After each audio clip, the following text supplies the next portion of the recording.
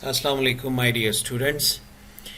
Today we are going to discuss Unit 8, and Unit 8 is a poem written by Robert Frost. The poem is Stopping by Woods on a Snowy Evening. एक बर्फानी शाम में जंगल के पास रुकना, ठहरना या क़याम करना. और एक तस्वीर मैंने कोशिश की कि यहाँ पे दिखा सकूँ आपको कि किस तरह से एक शाम है और बर्फ़ है और जंगल है, और उसमें जो है वो शायर ठहरने के लिए आ रहा है या ठहरा है वहाँ पे, या कुछ लम्हों का तवक्कुफ़ किया है उसने उस जगहों पे. ठीक है, कुछ लम्हों के लिए रुका है वो वहाँ पे. तो यही इस तस्वीर में भी दिखाया जा रहा है. टाइटल को क्लियर करने की कोशिश किया है. प्री रीडिंग की तरफ चलते हैं. कहते हैं कि does the title reflect the theme of the poem. तो ये तो हम पोएम जब पूरी पढ़ लेंगे तो फिर देखते हैं इस क्वेश्चन के आंसर को कि क्या वाकई ये टाइटल जो है वो जस्टिफाई कर रहा है जो कुछ उसने लिखा है उस पोएम में या उसकी थीम को. And what makes nature poems appealing to you. तो वो कौन सी पोएम्स हैं कुदरती मनाजिर के ऊपर लिखी गई जो आपको सोचने पे मजबूर करती हैं, आपके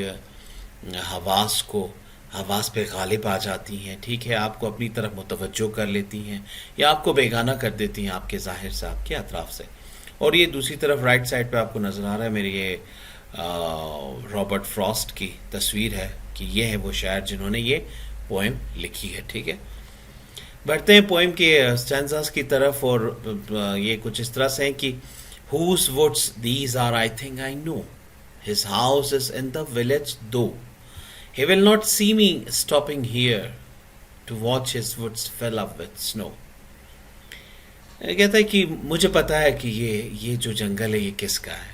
और वो जिस यानी उस ओनर की बात कर रहा है ना. Actually is talking about the owner of this would, this jungle, right.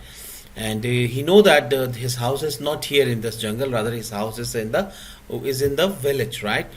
And he cannot see when he is not living in this woods, so he cannot see that the poet is stopping there, right, and his woods is fill up with snow. यानी बर्फ से ढका हुआ है, भरा हुआ है वो जंगल. और मालिक ये नहीं देख सकता कि उसके जो जंगल है वो कैसा है, राइट, कि इतनी बर्फ पड़ी हुई वहाँ पे. और इवन इसलिए वो नहीं देख सकता कि क्योंकि उसकी रिहाइश जो है वो गांव में है. ठीक है, और उससे कहीं दूर है.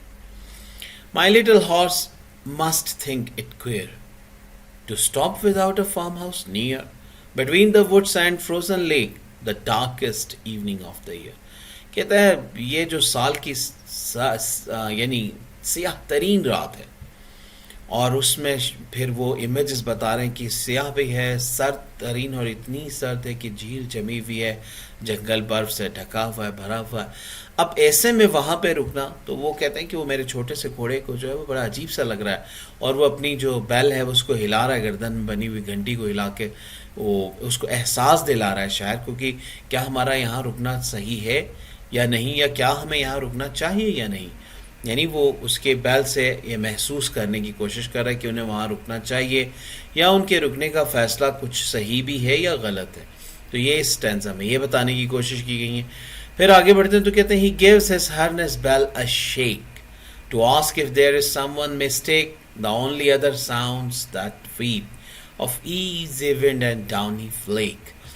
कहता है वो गर्दन में से घंटी हिला रहा है और आपको ये बताने की कोशिश कर रहा है कि कहीं यहाँ ठहरना कोई गलती तो नहीं होगा, यानी हमें यहाँ पे ठहर जाना हमारे लिए या रुक जाना वहाँ पे किसी परेशानी का, किसी मसले का बायस तो नहीं बन जाएगा, या अगर हम इस सर्द और जो खुनक रात है उसमें वहाँ पर रुक गए तो कहीं ऐसा तो नहीं है कि वो ठहरना हमारे लिए नुकसानदेह साबित हो जाए. ठीक है, और कहते हैं लेकिन उसके जवाब में कोई आवाज़ नहीं है. अगर आवाज़ है तो बस किस चीज़ की कि हवा है बहुत हल्की, बड़े हौले से चल रही है, और फिर उस रूई के गालों की तरह की वो बर्फ जो उतर रही है. Downy means soft, right. फिर कहता है the woods are lovely dark and deep but I have promises to keep and miles to go before I sleep and miles to go before I sleep. कहता है कि जंगल बहुत खूबसूरत है, घना है, तारीख है, और खूबसूरती को भी बता रहा है. एक तो खूबसूरती, दूसरी तरफ उसकी तारीकी और उसके वसत को भी बता रहा है. کہ یعنی ڈینجرس بھی ہے اور رات تاریک بھی ہے، ٹھیک ہے کہ نہیں، اور ساتھ ساتھ کہتا ہے کہ وہ بہت خوبصورت بھی ہے. پھر کہتا ہے کہ مجھے تو بہت سارے عہد ہیں جو میں نے کیے ہیں جنہیں مجھے نبھانا ہے، تو میں یہاں رک نہیں سکتا، میں ٹھہر نہیں سکتا. تو یہ جو سفر ہے، یہ لگاتار جو کنٹینیوس سفر ہے، مجھے اس کو جاری رکھنا ہے. مجھے یہاں نہیں رکنا، مجھے سونے سے پہلے میلوں کا سفر کرنا ہے، مجھے سونے سے پہلے میلوں کا سفر کرنا ہے. اب اگر اس پوئم کو پورا as a compact as a whole دیکھ لیں تو یعنی یہ سمبولک ہے ان نیچر. سمبولزم یہ ہے کہ ایک طرف وہ آپ کو اس دنیا کی خوبصورتی کے بارے میں دکھا رہا ہے، بتا رہا ہے کہ بڑی دلکش ہے، بڑی خوبصورت ہے، لیکن وہ یہ بھی ساتھ ساتھ احساس دلا رہا ہے کہ آپ یہاں رکنے کے لیے، یہاں ٹھہرنے کے لیے نہیں آئے. کسی منظر میں کھو گئے اور بھول گئے آپ اپنا وہ کام اور وہ مقصد کہ یہ گزرگاہ ہے، جس گزرگاہ سے آپ کو گزر کے جانا ہے. اب اگر آپ اس کی وسعتوں میں، اس کی رانائیوں میں کھو گئے، جس طرح کی اس جنگل کی خوبصورتی ہے، رانائیاں، تو پھر آپ یہیں رہ گئے، ٹھیک ہے.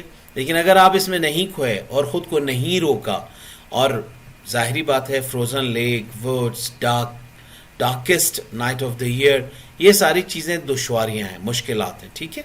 وہ ساری مشکلات جو انسان ایک زندگی میں فیس کرتا ہے، وہ کہتا ہے ان سب سے گزر کے آپ کو اپنی منزل تک پہنچنا ہے، وہ منزل جو فلاح کی ہے، جو بقا کی ہے، ٹھیک ہے، جو کامیابی کی ہے، نہ کہ رکنا ہے. تو کہتا ہے وہاں پہ مجھے سونے سے پہلے، اور وہ ابدی نیند ہے، ٹھیک ہے، کہتا ہے سونے سے پہلے مجھے پہنچنا ہے اس مقام پہ، اس منزل کی طرف بڑھنا ہے.